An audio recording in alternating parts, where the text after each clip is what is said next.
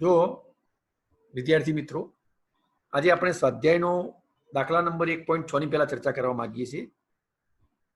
મેં એ પેજ ઉપર એક સ્ક્રીન શેર કરી છે.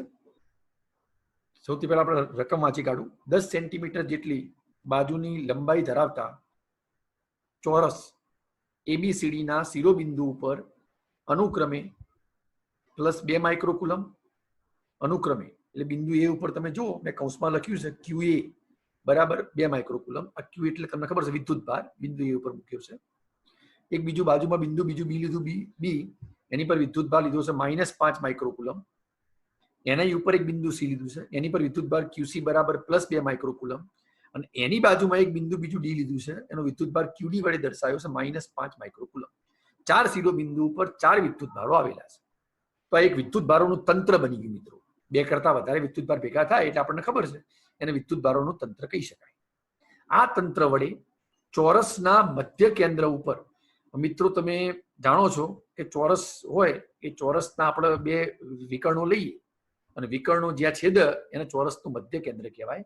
તો આકૃતિમાં તમે જોઈ શકો છો ચોરસના મધ્ય કેન્દ્રને મેં O વડે દર્શાવ્યું છે અને એ મધ્ય કેન્દ્ર ઉપર આપણે +1 માઇક્રોકુલમ જેટલા બિંદુવત વિદ્યુત ભાર જો મૂકીએ તો એના ઉપર આ ચારે વિદ્યુત ભારો વડે જે કુલંબીય બળ લાગશે એ પરિણામી કુલંબીય બળ મિત્રો આપણે શોધવાનું છે. ઓકે, તો પેલા રકમ પ્રમાણે જોઈએ શું આપ્યું છે.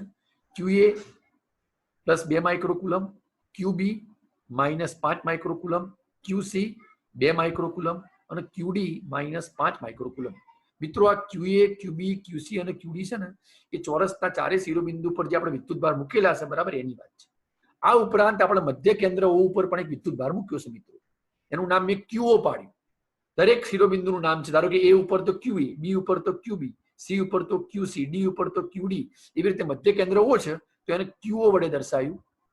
ત્યાં કયો વિદ્યુત ભાર મૂક્યો છે 1 માઇક્રોકુલમ.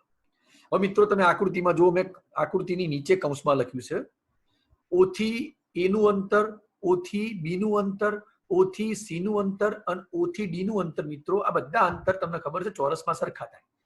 મધ્ય કેન્દ્રથી દરેક શિરોબિંદુનું અંતર મિત્રો તમે જાણો છો ચોરસમાં સમાન જ હોય. એ બધા અંતર પ્રમાણે મેં આર ધાર્યું. આની જરૂર આપણે આગળ પડશે. હવે મિત્રો મધ્ય કેન્દ્ર O ઉપર 1 માઇક્રોકુલમ જો વિદ્યુત ભાર મૂકીએ તો આ ચારે 4 શિરોબિંદુ ખરા મિત્રો એની પર 4 વિદ્યુત ભારો છે. તમે જાણો છો કે 2 વિદ્યુત ભાર ભેગા થાય એટલે કુલમના નિયમ પ્રમાણે એ કુલંબિયન વિદ્યુત બળ લાગે. તમે મધ્ય કેન્દ્ર O ઉપર 1 માઇક્રોકુલમ વિદ્યુત ભાર મૂકશો તો પહેલા આપણે 4 બિંદુની જોડે વાત નહીં કરીએ. પહેલા મિત્રો બિંદુ લઈએ છીએ A અને C. તો A અને C ઉપર જે વિદ્યુત ભારો મૂકેલા છે QA અને QC મિત્રો, એ વિદ્યુત ભારો વડે આ શિરોબિંદુ પર તમે જે વિદ્યુત ભાર મૂક્યો એની પર અનુક્રમે કુલંબિયન બળ લાગશે મિત્રો. કઈ રીતે બતાવો? સૌથી પહેલા એની ચર્ચા કરું તો સદિશ FOA મતલબ આનો મતલબ સમજાવો. FOA એટલે એ શિરોબિંદુ A ઉપર રહેલા વિદ્યુત ભાર વડે મધ્ય કેન્દ્ર O ઉપર રહેલા વિદ્યુત ભાર ઉપર લાગતું બળ. સદિશ FOA A ઉપર રહેલા વિદ્યુત ભાર વડે મધ્ય કેન્દ્ર O ઉપર રહેલા વિદ્યુત ભાર ઉપર લાગતું બળ. ચલો એ જ પ્રમાણે સદિશ FOC મતલબ C ઉપર રહેલા વિદ્યુત ભાર વડે O ઉપર રહેલા વિદ્યુત ભાર ઉપર લાગતું બળ. આને આપણે વિદ્યુત બળ કહીએ છીએ. કુલમ્બના નિયમ પ્રમાણે લાગતું કુલંબિયન બળ અથવા વિદ્યુત બળ. ઓકે, અચ્છા મિત્રો આ બળ અપાકર્ષી હોય અને આકર્ષી હોય. આપણા કેસમાં તમે જોઈ શકો છો કે A ઉપર અને C ઉપર બંને વિદ્યુત ભારો +2 માઇક્રોકુલમ છે. બંને સમાન મૂલ્યના, બંને ધન છે.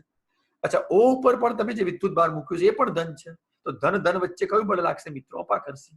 તો પહેલા આપણે કોની વાત કરીશું? આપણે સદિશ FOA એટલે કે A ઉપર રહેલા વિદ્યુત ભાર વડે C ઉપર રહેલા O ઉપર રહેલા વિદ્યુત ભાર ઉપર લાગતું બળ. માનાંક એટલે હું બળનું ખાલી માત્ર મૂલ્ય લઉં છું. કુલમના નિયમ પ્રમાણે તમને બળનું સૂત્ર ખબર છે કે Q1 Q2 ભાગ્યા R². આપણા કેસમાં જોઈએ તો કે Q1 હું અહીંયા Q1 ના જગ્યાએ મધ્ય કેન્દ્ર O ઉપર રહેલો વિદ્યુત ભાર લઈશ એટલે હું QO લઈશ. અચ્છા કોણ બળ લગાડે છે? A ઉપર રહેલો વિદ્યુત ભાર. કોણ? મતલબ QA. તો QO QA. અચ્છા બંને વચ્ચેનું અંતર મિત્રો કેટલું આપણે લીધું જ છે O થી A એટલે કયું? R². અચ્છા આ વિદ્યુત ભાર આપણે મૂલ્ય લખ્યું પણ સદિશ સ્વરૂપે લખવું. વિદ્યુત આ બળ બળ સદિશ રાશિ છે તો બળની દિશા કઈ હશે? તો મિત્રો ધન ધન વચ્ચે કયું લાગે? અપાકર્ષી. અપાકર્ષી એટલે તમે દિશા જુઓ એ થી ઓ તરફ, એ થી ઓ તરફ, એ થી ઓ તરફ એટલે એ થી ઓ તરફ એટલા માટે કે એ થી ઓ તરફ રહેલા વિદ્યુતભાર ઉપર એ દૂર ધકેલા એટલે અપાકર્ષી બળ લાગે. તો બળની દિશા મેં આકૃતિમાં બતાવી છે સદિશ એફ ઓ એ થી ઓ તરફ, એટલે મેં એ બળ બતાવ્યું છે ઓસી ઉપર, તમે જુઓ ઘાટી રેખાવાળી, એટલે આ બળની દિશા એ થી ઓ તરફ. ઓકે, ચલો એ જ પ્રમાણે હવે ચર્ચા કોની કરીએ આપણે? સી. તો જેવું એ ઉપર રહેલો વિદ્યુતભાર ઉપર બળ લગાડે એવી રીતે સી ઉપર રહેલો વિદ્યુતભાર પણ ઉપર બળ લગાડશે. એ પણ વિદ્યુતભારનું મૂલ્ય કેટલું? 2 માઇક્રોકુલમ. તો એ બળ કઈ રીતે લખી શકાય? માનાંકમાં સદિશ એફ ઓ સી બરાબર કે ક્યુઓ, ખાલી એ કાઢીને સી મૂકો એટલે ક્યુસી ભાગ્યા આર સ્ક્વેર. મિત્રો પણ તમે જોઈ શકો છો અહીંયા કે એ ઉપર રહેલો વિદ્યુતભાર અને મિત્રો સી ઉપર રહેલો વિદ્યુતભાર બંને સમાન છે, એટલે તમે ક્યુસી ના જગ્યાએ ક્યુએ લખી શકો. જો કૌંસમાં લખ્યું છે ક્યુએ બરાબર ક્યુસી, કેમ? બંને સમાન છે. અચ્છા, મૂલ્ય કેટલું? 2 માઇક્રોકુલમ. ઓકે, તો હવે કેવી રીતે લખાશે? કે Q0 QA ભાગ્યા આર સ્ક્વેર. આની દિશા મિત્રો, આની દિશા સી થી એ તરફ, આ પણ અપાકર્ષી છે. પહેલાની દિશા કઈ હતી? એ થી ઓ તરફ, આની સી થી ઓ. જો મિત્રો મેં બંને વિદ્યુતભારો એક જ રેખા ઉપર બતાવ્યા છે, તમે જોઈ શકો છો બંને સમાન મૂલ્યના છે, બંને પરસ્પર વિરુદ્ધ દિશામાં છે. ઓકે, અને પરિણામ શું કહીએ? 2. ઓકે, હવે મિત્રો પરિણામ 1 માં જુઓ બળ જે આવ્યું એ, અને પરિણામ 2 માં તમે મિત્રો બળ જુઓ, બંને બળના મૂલ્યો સમાન જ છે. જોઈ લો મિત્રો, કે Q0 QA ભાગ્યા આર સ્ક્વેર, કે Q0 QA ભાગ્યા આર સ્ક્વેર. મિત્રો મૂલ્યો સમાન પણ દિશા તમે જોઈ શકો છો બંનેની વિરુદ્ધ છે. એક એ થી ઓ તરફ અને બીજું સી થી ઓ તરફ, એટલે સમાન મૂલ્યના અને પરસ્પર વિરુદ્ધ દિશામાં થાય. ઓકે, ચલો હવે મિત્રો આપણે બીજા 2 બિંદુઓ લઈએ, બી અને ડી. ચલો હું જરા આકૃતિમાં સમજાવું. Q0 તો એક જ છે, જે મૂક્યો એ જ વિદ્યુતભાર 1 માઇક્રોકુલમ.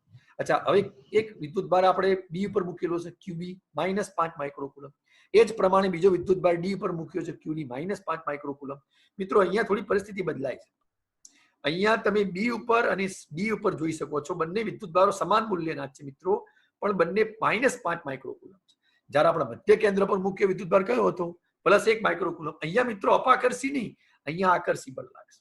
એ કઈ રીતે દર્શાવાય? તો આકૃતિમાં જુઓ, બી ઉપર જે વિદ્યુતભાર QB છે એ ઓ ઉપર રહેલા વિદ્યુતભારને પોતાની તરફ આકર્ષશે, આકર્ષી બળ લગાડશે. એનું તરફ તમે જુઓ મેં ઓ થી બી તરફ લગાડ્યું, સદિશ FO. એ જ પ્રમાણે મિત્રો ડી ઉપર રહેલો વિદ્યુતભાર પણ ઓ ઉપર રહેલા વિદ્યુતભારને પોતાની તરફ આકર્ષશે. તમે જોઈ શકો છો મિત્રો, એ બળ પણ મેં ઓ થી ડી તરફ બતાવ્યું. જો મિત્રો અહીંયા બળની દિશા બહુ મહત્વની છે, એટલે સદિશ FOB ની દિશા જો ઓ થી બી તરફ, અને સદિશ FOD ની દિશા જો મિત્રો એ પણ ઓ થી ડી તરફ. ચલો એ પણ આપણે જરા આ આપણે ઉપર પ્રમાણે શોધીએ. તો QO બરાબર 1 માઇક્રોકુલમ વિદ્યુતભાર ઉપર બિંદુઓ બી અને ડી ઉપર રહેલા વિદ્યુતભારો QB અને QD વડે લાગતા બળો અનુક્રમે સદિશ FOB અને FOD હોય તો પહેલા આપણે FOB નું મૂલ્ય શોધીએ કુલમના નિયમ પ્રમાણે, કે Q1 Q2 ભાગ્યા આર સ્ક્વેર. Q1 ના જગ્યાએ આપણે મધ્ય કેન્દ્રનો વિદ્યુતભાર Q0 લઈએ. અચ્છા, બી ઓ ઉપર લગાડે એટલે બી ઉપર વિદ્યુતભાર કયો મિત્રો? QB. અચ્છા, અંતર તમને ખબર છે ઓ થી બી નું કયું લેવાય? R square. આપણે ઓ થી એ નું અંતર, ઓ થી બી નું અંતર, ઓ થી સી નું અંતર અને ઓ થી ડી નું અંતર મિત્રો આર ધારેલું છે ને એ અંતર સમાન છે. આ બળની દિશા કઈ મિત્રો? ઓ થી બી તરફ. પરિણામ 3. ચલો એ જ પ્રમાણે બિંદુ ડી ઉપર રહેલા વિદ્યુતભાર વડે ઓ ઉપર રહેલા વિદ્યુતભાર ઉપર લાગતું બળ, ડી વડે ઓ ઉપર લાગતું બળ, તેને કોના વડે દર્શાવાય? સદિશ FOD. એનું માનાંક એટલે મૂલ્ય, કે કોની પર લાગે છે? ઓ ઉપર. કયો વિદ્યુતભાર? Q0. કોણ લગાડે છે? ડી ઉપર. કયો વિદ્યુતભાર? QD. તો Q0 QD ભાગ્યા આર સ્ક્વેર મિત્રો. પણ અહીંયા QB અને QD મિત્રો બંને વિદ્યુતભારો સમાન મૂલ્યના છે. જો -5 માઇક્રોકુલમ, તો QD ના જગ્યાએ શું લખી શકાય? QB. પરિણામ 4. હવે મિત્રો પરિણામ 3 અને 4 જો. અચ્છા, આ બળની દિશા પણ કઈ? ઓ થી ડી તરફ. સમીકરણ 3 અને સમીકરણ 4 જોઈ શકો મિત્રો, બંને વિદ્યુતભારો બંને વિદ્યુત બળો સમાન મૂલ્યના પરંતુ વિરુદ્ધ દિશામાં. હવે સમીકરણ 1 અને 2 પરથી તમે જોઈ શકો છો માનાંકમાં સદિશ FOA બરાબર માનાંકમાં સદિશ FOC. આપણે આગળ ચર્ચા કરી. સમીકરણ 1 અને સમીકરણ 2 માં જે બળો મળ્યા મિત્રો એ બંને સમાન મૂલ્યના, મૂલ્ય એટલે માનાંક સમાન પણ દિશા વિરુદ્ધ, એટલે સદિશ FOA બરાબર માઇનસ સદિશ FOC. મિત્રો બંને બળો એક જ રેખા ઉપર પણ સમાન મૂલ્યના અને પરસ્પર વિરુદ્ધ દિશામાં. એ જ પ્રમાણે પરિણામ 3 અને 4 પરમાં આપણે જે બળો લાયા જરા જોઈ લઈએ. FOB બરાબર FOD આ બેના મૂલ્યો સમાન એટલે માનાંકમાં સદિશ FOB બરાબર માનાંકમાં સદિશ FOD આનો મતલબ બંને બળો સમાન મૂલ્યના પણ પેલાની માફક દિશા વિરુદ્ધ એટલે સદિશ FOB બરાબર માઈનસ સદિશ FOD ઓકે મિત્રો હવે પરિણામી બળોની વાત થાય કુલ 4 બળો થયા તો મધ્ય કેન્દ્ર ઉપર જે O હતું મધ્ય કેન્દ્ર એની પર 1 માઇક્રોકુલમ જે વિદ્યુતભાર મૂક્યો તો એની પર લાગતું પરિણામી બળ એટલે મિત્રો ચારે બળોનો સરવાળો અચ્છા બળ કોની પર લાગે છે O ઉપર હું સદિશ FO વડે દર્શાવું તો 4 બળો કયા સદિશ FOA પ્લસ સદિશ FOB પ્લસ સદિશ FOC પ્લસ સદિશ FOD ચારેનો સરવાળો કર્યો A દ્વારા O ઉપર લાગતું બળ B દ્વારા O ઉપર લાગતું બળ C દ્વારા O ઉપર લાગતું બળ અને D દ્વારા O ઉપર લાગતું બળ પણ મિત્રો આપણે જે ઉપર લાયા એ પ્રમાણે FOA બરાબર શું લાયા મિત્રો આપણે માઈનસ FOC તો સદિશ FOA ના જગ્યાએ શું મૂકી શકાય માઈનસ FOC કેવી રીતે કે આ બે બળો સમાન મૂલ્યના હતા અને પરસ્પર વિરુદ્ધ દિશામાં ઓકે ચલો એ જ પ્રમાણે સદિશ FOB ના જગ્યાએ શું મૂકી શકાય મિત્રો માઈનસ FOD કેવી રીતે આ બે બળો પણ સમાન મૂલ્યના હતા અને પરસ્પર વિરુદ્ધ દિશામાં હતા મૂકી કિંમતો બાકી બે એમને એમ રાખીએ તો માઈનસ FOC પ્લસ FOC ઉડી જાય માઈનસ FOD પ્લસ FOD ઉડી જાય તો મિત્રો પરિણામી બળ શું મળ્યું આપણને સદિશ FO બરાબર સદિશ 0 મિત્રો આ શૂન્ય સદિશ છે એની ચર્ચા આપણે 11 માં કરી હતી આની એનું માનાંક એનું મૂલ્ય કયું થાય 0 મતલબ 4 વિદ્યુત ભારો દ્વારા મધ્ય કેન્દ્ર પર રહેલા વિદ્યુત ભાર ઉપર લાગતું પરિણામી બળ મિત્રો શું થાય શૂન્ય ઓકે ચલો હવે આપણે એના જેવો જ એક બીજો દાખલો લઈએ છીએ મિત્રો સ્વાધ્યાયનો દાખલા નંબર 1.8 સૌથી પહેલા હું રકમ વાંચી કાઢું બે બિંદુવત વિદ્યુત ભારો QA બરાબર 3 માઇક્રોકુલમ અને QB બરાબર -3 માઇક્રોકુલમ બંને શૂન્ય અવકાશમાં એકબીજાથી 20 સેન્ટીમીટર અંતરે આવેલા છે આકૃતિમાં મેં બતાવ્યું છે તો પેલો A આ બે વિદ્યુત ભારોને જોડતા રેખાખંડ ઉપર તમે મિત્રો આ બંને વિદ્યુત ભારોને જોડી દો તો એક શું બનશે રેખાખંડ AB અને એના મધ્ય બિંદુ ઉપર એક આપણે કોઈ બિંદુ પસંદ કરીએ તો એના ઉપર લાગતું વિદ્યુત ક્ષેત્ર શોધો B આ બિંદુ આગળ હવે તમે કોઈ બીજો વિદ્યુત ભાર 1.5 × 10⁻⁹ કુલમ જો મૂકો તો આ વિદ્યુત ક્ષેત્ર વડે આ વિદ્યુત ભાર ઉપર કેટલું બળ લાગશે એ પણ શોધો મિત્રો પહેલા આકૃતિનો અભ્યાસ કરો જો A અને B ને જોડતો એક મેં રેખાખંડ બતાવ્યો છે A ઉપર ધન વિદ્યુત ભાર QA એની કિંમત 3 + 3 માઇક્રોકુલમ ચલો B ઉપર વિદ્યુત ભાર ઋણ વિદ્યુત ભાર -3 માઇક્રોકુલમ એને QB વડે દર્શાવ્યો છે મિત્રો બંને વચ્ચેનું અંતરને મેં R કીધું છે 0.2 મીટર હવે મિત્રો હું આ બંનેને આ રેખાખંડ AB ને જોડી દઉં અને એક મધ્ય બિંદુઓ પસંદ કરું અને ત્યાં એક વિદ્યુત ભાર પછી મૂકીશ હાલ એની ચર્ચા કરતો નથી ખાલી મધ્ય કેન્દ્ર મધ્ય બિંદુઓ વડે દર્શાવું તો મિત્રો બે ભાગ પડી જાય એક ભાગ A થી O અને બીજો ભાગ O થી B કુલ અંતર કેટલું 0.2 એના અડધા કરીએ તો મિત્રો AO બરાબર OB બરાબર 0.1 મીટર ઓકે ચલો હવે મિત્રો આ બિંદુ જે O પસંદ કર્યું એના ઉપર આપણે વિદ્યુત ક્ષેત્ર શોધવાનું હવે મિત્રો અહીંયા તમે ધ્યાનથી આકૃતિ પહેલા ફરી જુઓ આ વિદ્યુત ક્ષેત્ર તમે બે વિદ્યુત ભારો લગાડશે એક એ બિંદુ પર કોણ છે ધન વિદ્યુત ભાર એક પહેલા ક્ષેત્ર એનું શોધીએ અચ્છા B ઉપર મિત્રો વિદ્યુત ભાર કયો છે -3 માઇક્રોકુલમ ઋણ વિદ્યુત ભાર એક ક્ષેત્ર એનું શોધીએ અને પછી આપણને પરિણામી ક્ષેત્ર મળશે હવે મિત્રો આ બંને ક્ષેત્રોની દિશા મેં તીર વડે આકૃતિમાં દર્શાવી છે મિત્રો આપણે વિદ્યુત ક્ષેત્રની લાક્ષણિકતાઓ જાણીએ છીએ યાદ ના હોય તો ફરીવાર બોલું ધન વિદ્યુત ભાર હોય એનું ક્ષેત્ર ત્રિજ્યાવર્તી લંબ દિશામાં બહારની તરફ હોય અને ઋણ વિદ્યુત ભારનું ક્ષેત્ર ત્રિજ્યાવર્તી લંબ દિશામાં એના તરફ હોય ધનનું ક્ષેત્ર એને લંબ બહારની તરફ હોય અને ઋણ વિદ્યુત ભારનું ક્ષેત્ર એના તરફ અંદરની તરફ હોય તો મિત્રો ધન વિદ્યુત ભારનું ક્ષેત્ર આપણને O આગળ મળશે ને એ સદિશ EA વડે દર્શાવું તો એની દિશા બહારની તરફ એનાથી દૂર એટલે A થી O તરફ ઓકે અને ઋણનું ક્ષેત્ર મિત્રો જે O આગળ મળશે એના તરફ મળશે એને મેં સદિશ EB વડે દર્શાવ્યું તો આ તો કેવી વાત થઈ તો તમે બંનેને જોડી દો તો ધનનું ક્ષેત્ર ધનથી ઋણ મળે અને ઋણનું ક્ષેત્ર પણ ધનથી ઋણ મળે એ બંને ક્ષેત્રો મિત્રો મેં આકૃતિમાં સદિશ E અને સદિશ EB વડે દર્શાવ્યા એટલે બંને ક્ષેત્રો મિત્રો એક જ દિશામાં મળે ઓકે ચલો હવે QA વિદ્યુત ભારને કારણે સૌથી પહેલા બિંદુ O આગળ મળતું વિદ્યુત ક્ષેત્ર મિત્રો આપણે બિંદુવત વિદ્યુત ભારથી ઉદ્ભવતા વિદ્યુત ક્ષેત્રનું સૂત્ર જાણીએ છીએ KQ/R². અચ્છા આપણા કેસમાં અચ્છા આ ક્ષેત્રને હું EA વડે દર્શાવું તો મારે અત્યારે ફક્ત ક્ષેત્રનું મૂલ્ય શોધવું હોય તો EA બરાબર KQ ના જગ્યાએ QA અચ્છા R એટલે જે બિંદુઓ વિદ્યુતભારે ક્ષેત્ર ઉત્પન્ન કર્યું હોય ત્યાંથી ચાલુ કરી અને જે બિંદુ આગળ ક્ષેત્ર શોધવાનું એનું અંતર, આપણા કેસમાં અંતર OA વડે દર્શાવ્યું, એટલે હું અહીંયા R² ના જગ્યાએ OA² લખીશ. અત્યારે હું સાદું રૂપ આપતો નથી. ઓકે મિત્રો, આની દિશા એ તમને આકૃતિમાં સમજાય એ પ્રમાણે A થી O તરફ. હજુ એકવાર ફરી કહી દઉં, ધન વિદ્યુતભારનું